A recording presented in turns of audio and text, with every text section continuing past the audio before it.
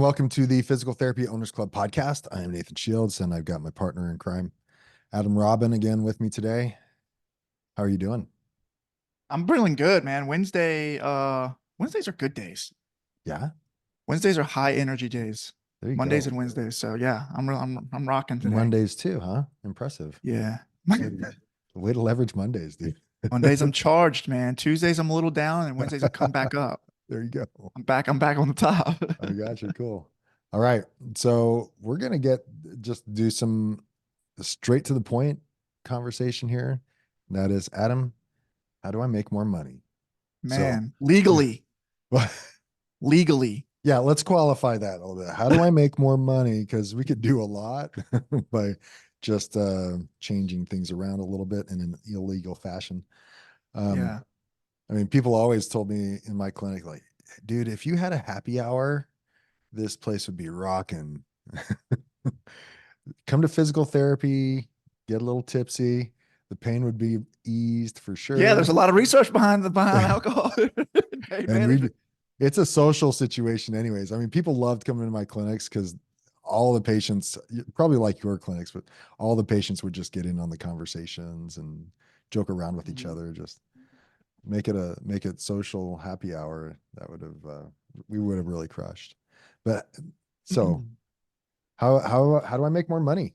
Man, I think I so like we were having a good conversation before this we started pressing record. And so like just like I thought, like as you start asking that question, I have so many freaking thoughts and ideas around it. But I'm gonna give you the non-traditional answer. I think the first thing you have to do is establish that it's important and it's your responsibility.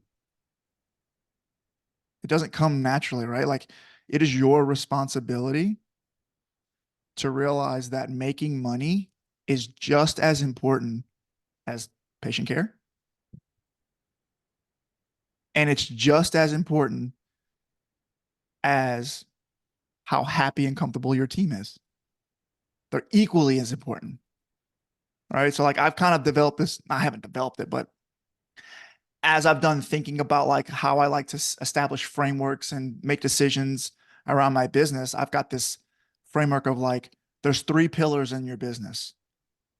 And you have to understand that all three of them are just as important, right? If you have a three-legged stool, they're all the same. Number one is money in the bank. Number two is happy patients. And number three is a happy team.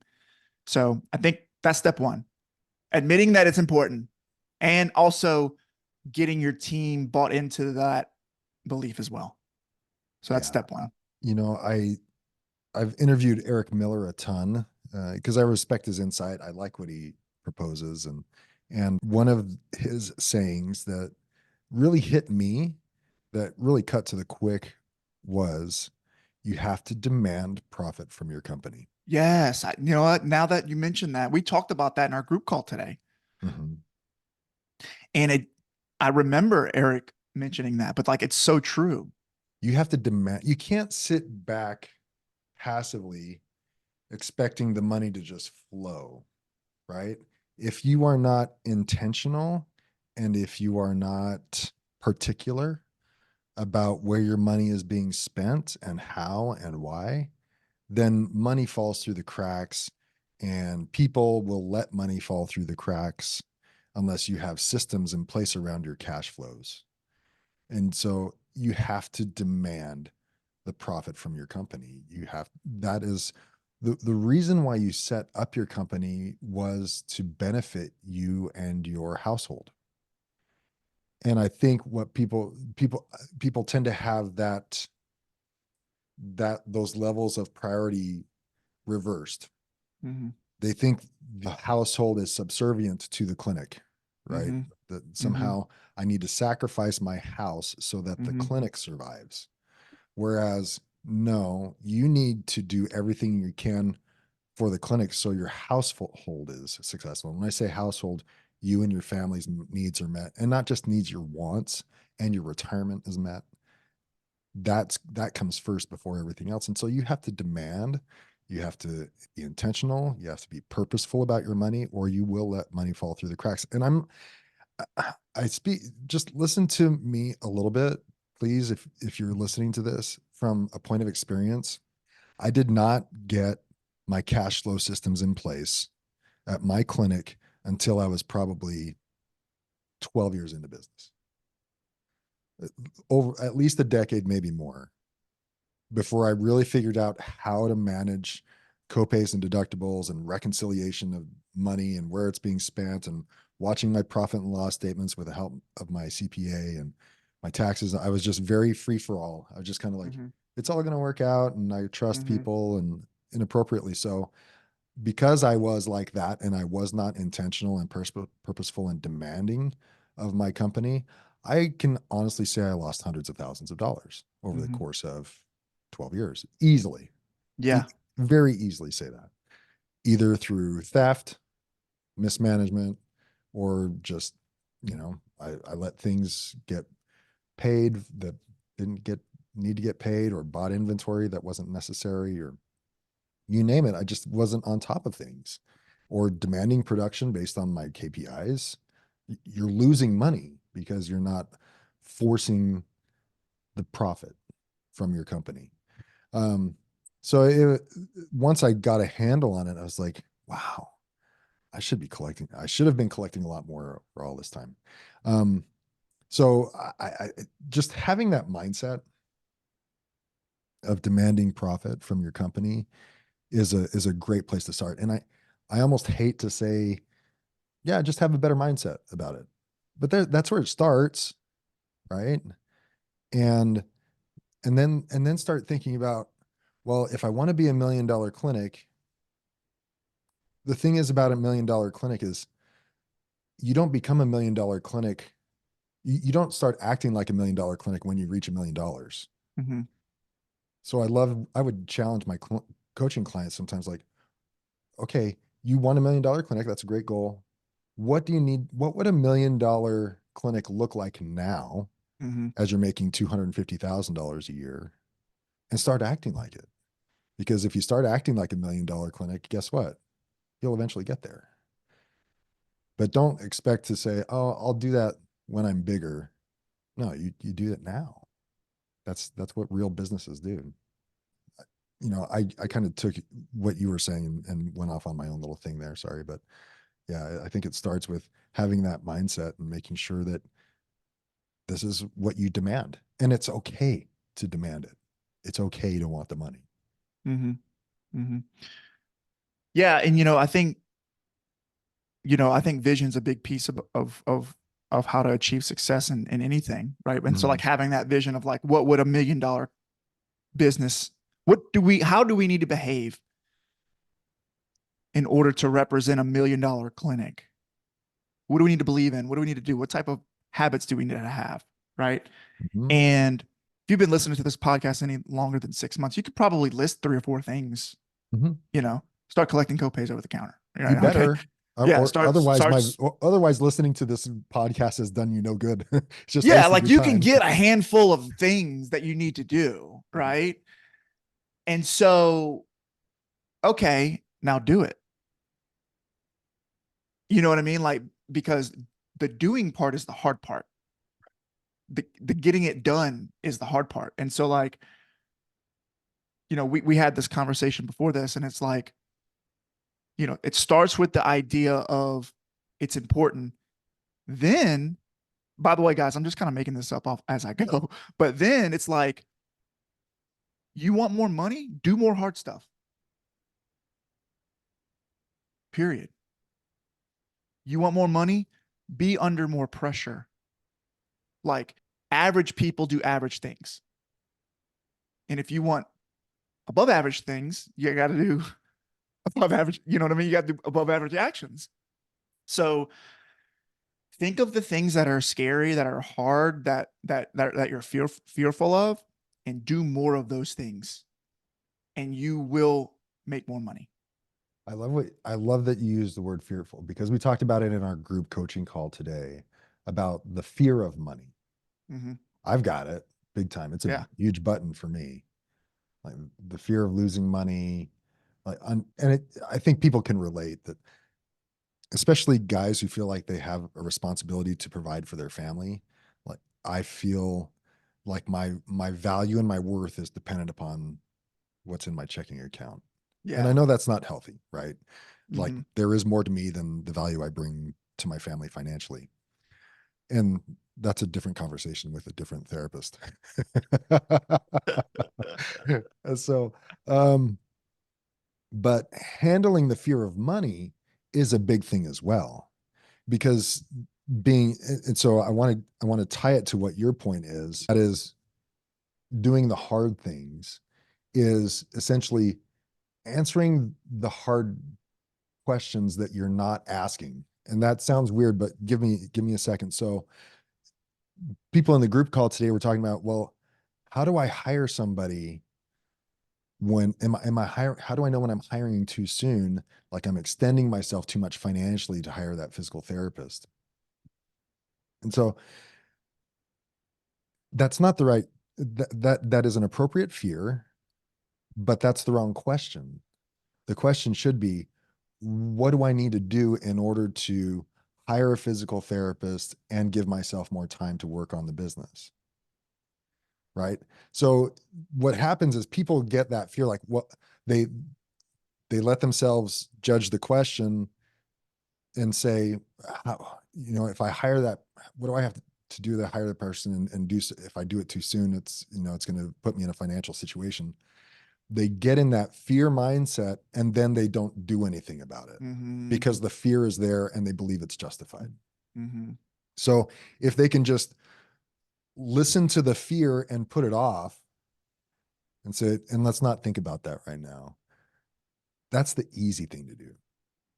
The hard thing to do, and to your point, is to ask a different question. And that is what a coach will do for you if we work with you, is like, well, there's a way to, um, there are formulas or there are ways to hire people and not necessarily be overextended. And first of all, you know, maintain a mentality that this is an investment and not an expense, right? Um, and if you thought your initial investment to open up the clinic was the end of your investments financially, then you were short-minded. You were myopic, because any kind of growth you want to see in your company is going to require some kind of financial stretch, right? And so that's not the end when you open your clinic. So you're going to have to make investments along the way to take the next steps up the ladder and to attain more. Hmm. So get over that mentality, but then start asking different questions and not fall to the fear of money. And I'm saying this because I'm talking to myself, Me and too. that You're talking to is, me too. is that ask different questions. What do I need to do to get there? So, and it's explicit in Rich Dad Poor Dad. One dad would say, I can't afford it. The other dad would say, what do we need to do in order to afford it? Mm, Right. It's just a changing question. And that opens up, now you're open to possibilities. yes. Now your mind can create. You can throw that question to your subconscious and it can start whirling and twirling and coming up with solutions while you're sleeping. Right. So ask people, think about it, talk to your network, ask them on Facebook group, hire a coach. We'll guide you. We'll tell you what the formula is. and then just, and then work in that way instead of letting those fears of money be the end of the thought process and paralyze your progress, because it's that fear that will paralyze. And so I really like that you brought up the fearful point. People are fearful and afraid to do things that will paralyze them because they're not asking the right question. This is why, man, it's all crazy. It's crazy how like everything always comes back to psychology. Like Mm-hmm. the way that you think about things, it's like your mindset's like, what do they say? Like Think and Grow Rich, right? It's like a Mm-hmm. really popular book. It's like Yep. And it the has way been that for a century you know because, what I mean? Like yeah. it's a great book. It's like it all comes down to psychology. And it's like the more you can get really critical about thinking about how you're thinking, the more that you can control your thoughts, therefore the more that you can control your actions and outcomes, right? So I like the little slogan. It's like you're always gonna find what you're looking for. Hmm. You will always find what you're looking for. If you're looking for limitations, you will find them. And if you're looking for possibilities, you will find it. So what are you looking for? Right? So it's like find more possibilities. Choose to seek out more possibilities. And great leaders and great business owners are good at asking the right, like you said, like asking the right questions, asking the questions that open up possibility and bringing that to their team. And then their team are the people who have a lot of the answers, right? So Hmm. focus more on possibility and you'll find it.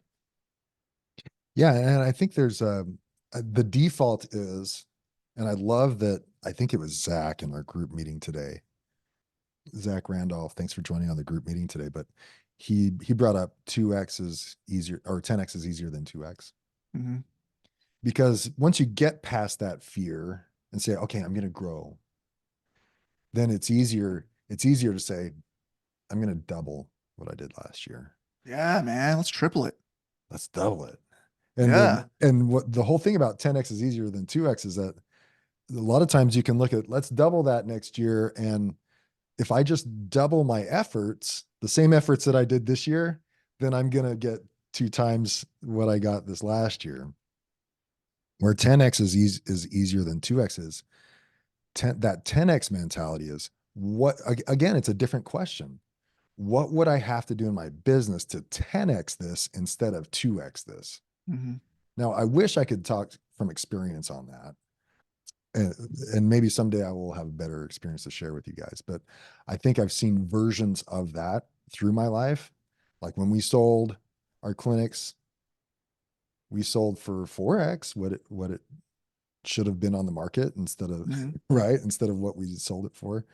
Um, so I think that I've seen versions of that, but that mindset shift again goes back to mindset. Like, what do you have to do differently? Because if it's just a 2x growth and that feels really comfortable, then maybe that's not enough, right? It's like it's far enough. It's like a little carrot that's dangling out in front of you, but it's not quite far enough to make you change your habits or change what you're doing. Right. Like I can When, still stay the same yeah. and just like you said, like walk a little further, go a little harder, do a couple more evals. Add It's add like 2 more hours to my week or correct, whatever it is. correct. Yeah, Yeah. so it's like you got to start thinking like way further out.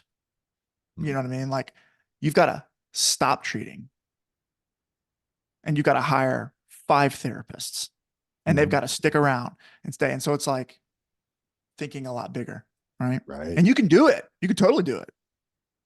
Well, and that's another thing too is, and here's what I experienced was I was at a point with my clinics where I was rather comfortable. Financially, I was doing okay, but I was, I was at a burned out stage because I was treating full time. Will and I had our separate clinics and we had another one that we shared, and just kind of getting burned out from all the treatment and then the management of the other clinic and their, issues that come up nonstop and recycling the same issues over and over again.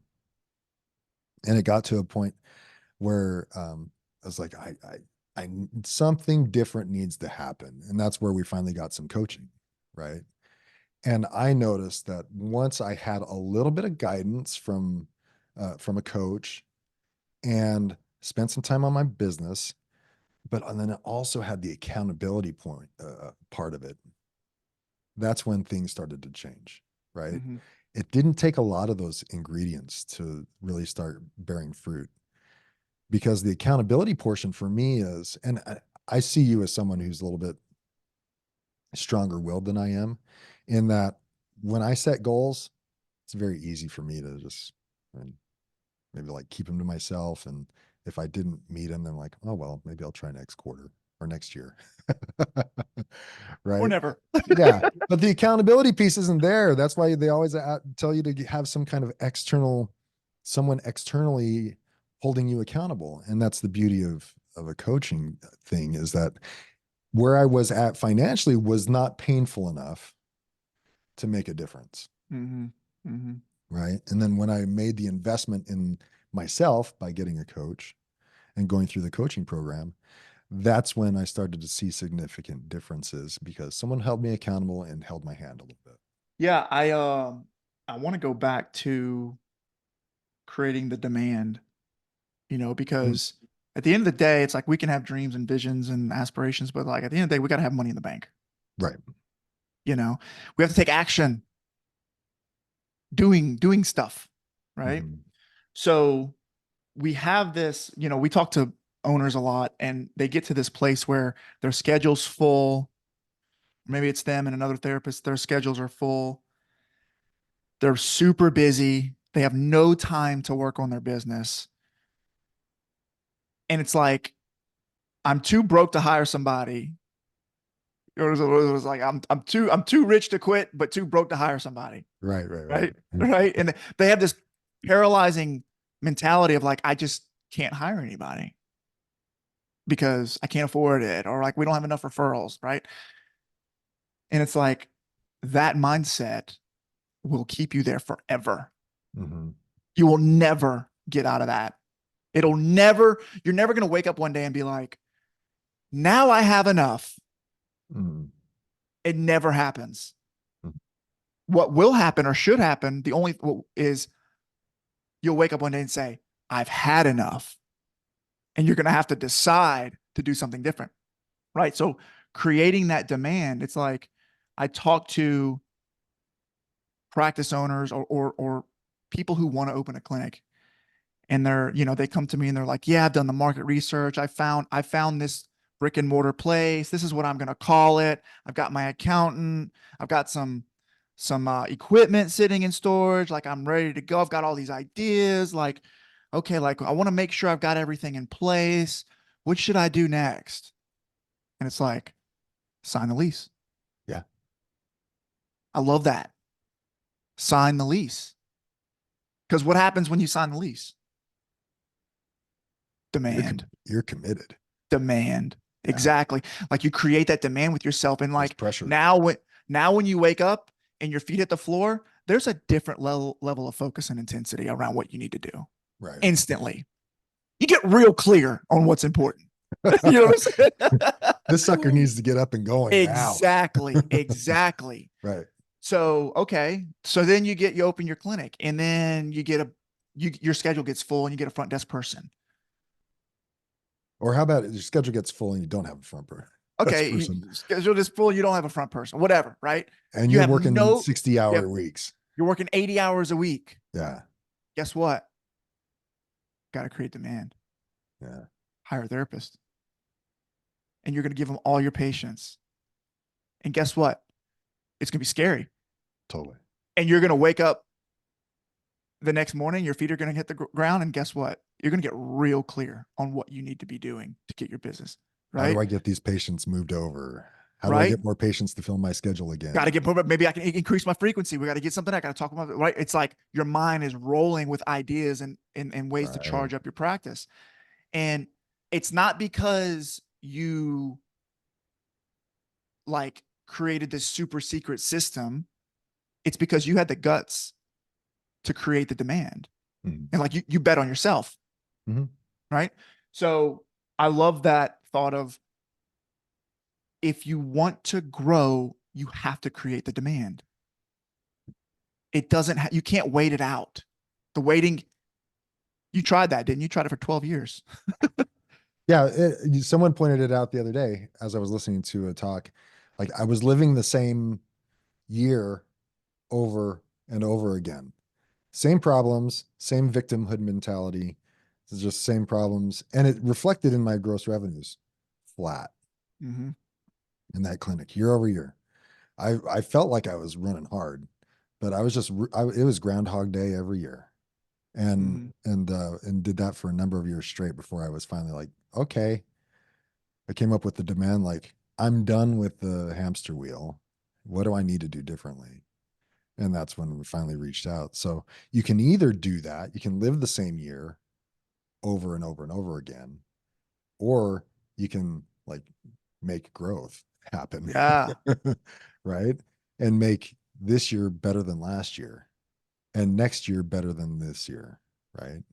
And that's the way to progress. And that's the way to make money. That's the way to make money. That's Mhm. what I wanted to come back to. Like, be out over your skis a little. Mhm. Don't get comfortable. Don't be predictable. Don't try to calculate how you're going to make this work and it's all going to be super easy, because it's not. Like, decide that you want to step into the arena and fight the good fight, right? And go for it. So put yourself in that pressure, put yourself in those difficult times, and that will create the demand for you to grow your business. Yeah, it's very similar to I remember going to a new gym one time and someone selling me on a program. And he said, listen, I'll tell you what, the guys that come in here and want the $20 a month package for access to the gym, we've done the studies. Like, how often do they come in? Like less than 3 times a month. But the people that actually pay the $120 a month to go to the gym, Mm-hmm. Mm-hmm. guess how much they come? Mm-hmm. Well, they know they've got some pressure and they're betting on themselves and they've made a commitment. They actually show up 3 times a week instead of 3 times a month, right? And so you mentioned it. They bet on themselves and Yes. they made a commitment. And that's and the people who scoff and guffaw at the cost of coaching, like, yeah, you don't understand. Yeah, we're not talking to you. We're Yeah, talking to yeah. the other people. Don't bother calling us Yeah. because you're not in a position where you're willing to make the investment and make a commitment. You want the free crap that you can do on your own time, and maybe someday it'll get better through osmosis without any accountability. Yeah, don't bother calling us in that at that Mhm. point, right? If you want to like actually commit to growth and commit to yourself, you actually have to do the work. Yeah. You have to sign the dotted line at the bottom and make an investment. And so people who do it themselves, more power to them. But I've been doing this podcast for I think I'm going on 7 years in July, June. 99.95% of my of people I've interviewed have at some point gotten coaching to be successful physical therapy owners. And that's typically who I have on the podcast is people who've been successful in the PT realm, right? So they have received coaching at some time. And so I mentioned it earlier. There are formulas to progress. There are formulas to make money. And it's reaching out, getting help and networking. It's stepping out and working on your business, not in your business, all the tried and true tropes, but they are formulas. And to say, oh, I can't afford it, I can't do that, I'm scared. What about this? What about that? Yeah, then be okay with where you're at. Just get comfortable where you're at, and you won't make more money. Mm-hmm. And fine. I mean, we've seen new clients come in now who are like, dude, I just did an interview with one of our clients on the 90-day check-in a couple weeks ago, and he's like, within 3 months, I'm making more money than I ever have in the past 3 years of my clinic, and I'm kind of blown away. I'm like, what are we doing? And he's like, well, you guys are like telling me where to put my focus, and you're holding my feet to the fire, and you telling me what's a distraction and what's a priority, and I'm putting systems in place, and I'm making a ton more money. I'm like, cool, great. And that's pretty much the experience all the time. But it's because he made a commitment. He put an investment in himself to get that far. And that's how you make money. And it's not unique to physical therapy, Mm-mm. right? The Steve Jobs of the world, Bill Gates of the world, they've got coaches. They've got people that coach them. They invested in themselves. They invest in their business all the time with many more zeros than we use. Mm-hmm. Um, but they invest in that stuff. And that's how they invest in their business. They put the investment in, expecting a return. Hiring a physical therapist is just like an investment that Bill Gates might make in Microsoft to open up a new branch. That's the same thing as us hiring another physical therapist. Maybe it's getting a PTA. Maybe it's you know, getting another front desk person, all that kind of stuff. It's just that mentality, the commitment, the accountability all go hand in hand. I do want to kind of circle back because we chatted about the three pillars: Mm-hmm. happy patients, happy team, money in the bank. Gotta have it. You will never have a life worth living if you don't have all three of those, right? Like you gotta have all three. But the thing that I've realized is that when you improve one, you improve all of them, Mm.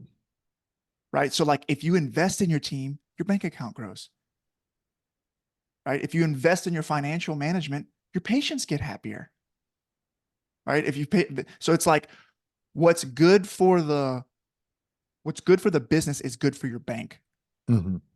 right? And so I challenge, I can recall still to this day, I know and I've done a lot of that self work where I can start to become a lot more aware when I'm hesitant about making decisions. Mm-hmm. I'm hesitating and I kind of feel that discomfort and that feel around fear around making decisions.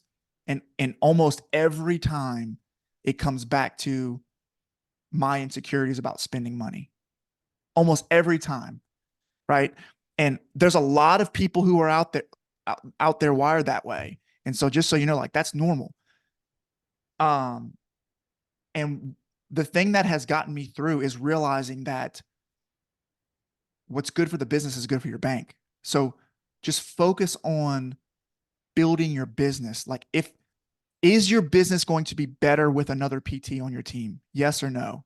Money aside, yes or no?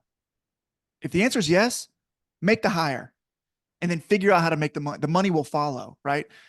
Is your business going to be better if you've hired a coach? Yes or no? Yes. Then pay the money and your money will all come back to you. And what we do is we get stuck in this mindset of like, well, I got to figure out how to make that work financially. And it's like, no, you've got to take a risk. You got to take a gamble on yourself and just focus on supporting the business and nurturing it like a newborn baby and just taking care of it. And that's how you make money, right? Yeah, great example was the interview that I just did with Christy Plonk about collecting copays at the time of service. And that is she got to a point where cancellation rates were high, the revenues were decreasing for some reason or another compared to previous years. And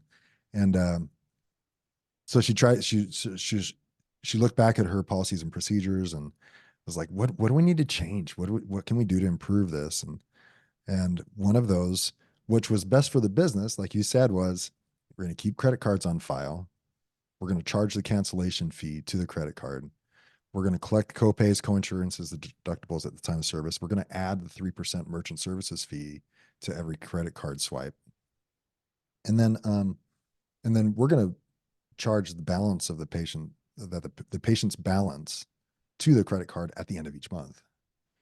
So of course, the initial thoughts from the Peace Corps mentality that physical therapists have is what she called it. We have this Peace Corps gene within us that we Mm-hmm. want to Mm-hmm. spread love and peace and wellness throughout the world Which without isn't a charge, bad thing, which is well at our sacrifice. right? But it can be very bad, Yeah, right? at our financial detriment. Um, the initial pushback was like, what are the patients going to think? Oh, well, Mm-hmm. they're not going to like this. She's had like 1% of her patient population pushed back at all. And she said, you know what? We're not the place for you. You just have to go somewhere else. Mm-hmm. 1%, like maybe less than 5 people had an issue with keeping the credit card on file and the policies that they implemented. And guess what? What's good for the business ended up making more money and increasing her revenues substantially. Right. And so that's just an example of what can happen. Right. Or, hey, you make that commitment to hire a physical therapist, appropriately so, at a time when your utilization rates are high. Right. There's the formula that we're talking about. There's a formula to it. You hire him at that time. Well, guess what? That's going to cause you, is going to give you a little bit of pressure and cause you to Number one, learn how to transfer patients over from you to another provider. But it also is going to cause you to, guess what? Go market, improve your relationships, invest in your marketing strategy, do a little bit more here or there to get patient referrals up. That'd be good for the business, right? And that's also good for you. It makes you more money. So that little bit of pressure and doing what's good for the business can definitely do change into what's best for the owners. And you make more money, then you can invest in your team, That's right. right? That's right. Mhm. Yeah, man. I think that's amazing. I mean, I think that pretty much freaking hits the nail on the head. I wrote down how to make more money. Number one, you got to believe that it's important and that it's worthy for it's worth fighting for. Just as important as patience and team. Number two, got to be willing to do more hard things more often, not physically hard, always. Right? Yeah, yeah, yeah. Or Visit not. clear some mental hurdles. Yeah, it's like the difference between digging a ditch and solving a Rubik's cube. Mm-hmm.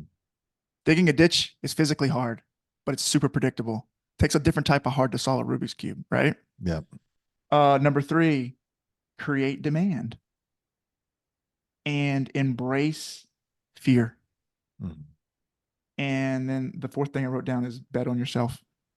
Yeah. If you do those four things, you're gonna consistently, you'll make more money. Yeah. Pretty much. I mean, I told you this would unfortunately, be a good episode. yeah.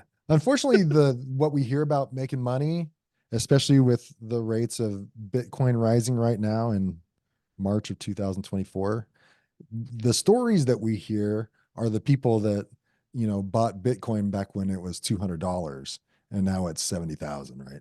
Those are the Mhm. stories we're going to hear. That's what's going to be portrayed in the media, but that's not the majority of people that make No, money, that's not right? how I did it. Mm-hmm. Yeah. So it takes a different mentality, and that's how people are going to make money, is if they really bet on themselves and do That's right. some self work. That's right, man. That's good stuff. I probably need to go back and listen to this one myself after we're done.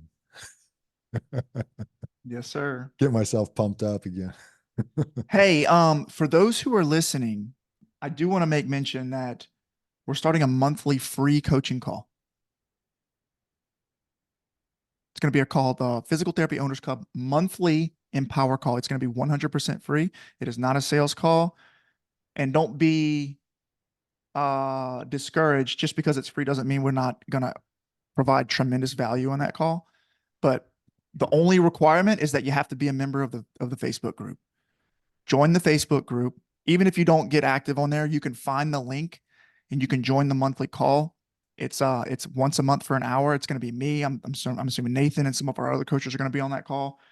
Bring your questions and we want to help you find new possibilities for you and your business. Now, initially out of the gate, we're doing it a certain day and time each week, right? That's right. It's going to But I be, don't, and I'm saying that that is what it is for now. So please give us the freedom to change that in the future and check into the Facebook group if we do change it. But for now, it's like Wednesdays or yeah, I think it's the Fridays, third Wednesday of every month at 1 o'clock p.m. Central. That 2 could p.m. change. Yeah, 2 p.m. Eastern. What is that? I don't I know. do Central. I know you're Central, 2 p.m., I'm the, whatever it is. Yeah. So that could change in the future, but the third Wednesday is a good one to remember, and we'll keep you abreast of what's actually going on in the Facebook group if that's a call that you want to make. But it'll be great. People will be able to. I don't believe what you're planning to do, Adam. I don't believe is necessarily any type of presentation, but more of like a Q&A session. No. yeah. So what we're going to do there is we're going to find out what's really most important to you. And we're going to expect you to bring some questions, right? And we're going to get really clear on what those limiting beliefs are and what those fears are and what demand you need to create in your business. And we're going to help you find new possibilities there and then hold you accountable and see you take action. And I promise you, you will get results. Free call once a month. You can't go wrong. I'm going to make a prediction. Mm-hmm. My prediction is that there's going to be a lot of questions about how to hire a PT. We got answers for that too, buddy. I don't know what it is, but that's like at the forefront of people's minds. Hmm. And but then when you tell them, well, it's going to take some work, they're like, oh, I thought there was an easier way. Yeah. Sorry, there's not. No, no. Right. Gotcha. Cool. Well, if you want to get a hold of us, you can check out the website, ptoclub.com. Adam, you can reach Adam directly, Adam at ptoclub.com. He's on LinkedIn. I'm on LinkedIn, Nathan at ptoclub.com if you want to email me, and you can definitely find us through the Facebook group as well. But let's go make some more money, huh? Let's do it, man. Have a big year. See you, man. Peace.